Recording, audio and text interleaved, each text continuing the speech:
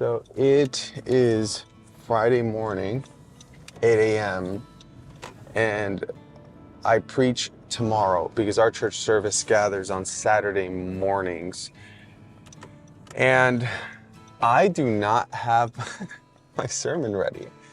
And in fact, it's not just that I don't have my sermon ready. I don't have anything at all. Like, I don't have an idea. I don't have a Bible passage. I don't have anything written or prepared for tomorrow. Now, I have been in this situation before, but I don't like being in this situation. And, most people don't know how busy a pastor's schedule can get, and also don't appreciate how long it actually takes to write a sermon, at least to write a good sermon, and the amount of bandwidth that it takes to preach week after week after week after week. For example, I'm sure that many of you, when you were in school, struggled when you were told that you had to write a 300-word essay, which in fact isn't very long at all. On average, for every 100 words written, you have about 1 minute of speech, which means that in order to talk for 10 minutes, you need to write 1,000 words. To write 20 minutes, you have to write 2,000 words. I say all that to put it in perspective, that I am writing a 2,000 to 3,000 word essay every single week because I preach every week. I don't know where people got this idea from that they say every sermon needs to have 40 hours into it or 20 hours into it or whatever arbitrary number they come up with. And the reason that those numbers don't make sense to me is because a sermon comes when it comes. It just kind of depends on how familiar am I with the topic? Have I preached about this before? Do I understand the topic? Do I need to translate? Do I understand the text? And you see, these are all considerations when I'm doing my sermon prep. So I just pulled up the sermon calendar and I counted how many weeks I've preached this year. I've preached 33 weeks. And that doesn't sound like a lot, but this doesn't account for the fact that I took off 6 weeks for when my son was born in April, which means that had my son not been born, I would have preached 39 weeks. And by the time the year is over, I will have preached 41 weeks, preaching 41 out of 52 weeks. And this is not unusual. There are some years where I have preached all 53 weeks, and there are other years where I have said, I'm gonna take one weekend off a quarter. And then after I got married, that's really when I started trying to stay more into the 40s. And I know what maybe some of you might be thinking is like, Pastor, like, why don't you just divide up the responsibility? Why don't you let other people preach? And the thing is, I do.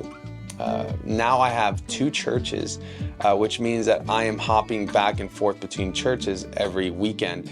So I am preaching half the amount, but I'm also doing double the administrative work. But it still doesn't, take the pressure off of having to write every week. And I love writing sermons. I love writing.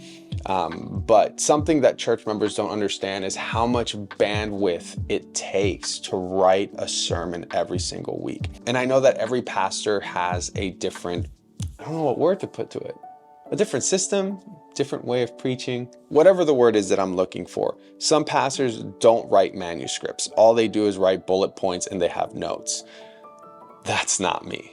I write full-on manuscripts with bibliography and Turbian style footnotes. Maybe it's just my personality, but personally, I want to be able to return to the sermon one day and know where I got the information. And also, I really hope that one day my sermons can become something more than just a sermon. Maybe I can compile it into a book, and if I don't have the resources, I can't do that. So then how do I write a sermon every week?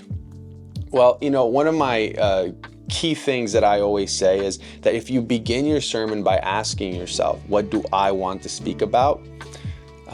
You are going to be in a very difficult position because you only have so much to say before you run out of things to say. The way I begin my sermons and the way I teach people to begin their sermons is asking themselves, what does the text say?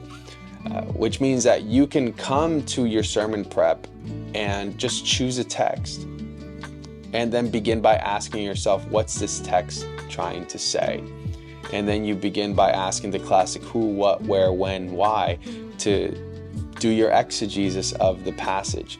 And at the end of it, you might come with, you might land in several places, but you eventually choose the direction that you want to go. And the answer that you provided to those questions, the who, what, where, and why, you trim the fat to those questions to only get you to that one point that you chose to do.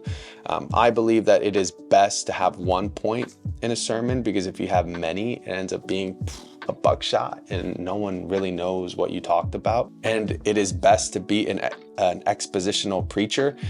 Although it's harder, it's important to develop that skill, because if you can develop it, then being a preaching pastor becomes significantly easier, because topical preaching is hard if that's all that you do. It's easier to do, but if it's all that you do, it becomes harder and unsustainable in the long run, because every week you need a new topic to talk about rather than just letting the Bible speak for itself every week. That's all I'm going to say right now, because I have to get to my sermon prep. But if you guys want me to make a video about how to actually write a sermon, I don't know if that's something that interests you. Let me know if you're curious about it. But hey, thank you for watching this video. Do me a favor, comment anything you like this video, and subscribe. It's a small kindness, but it really helps my video. See you in the next one.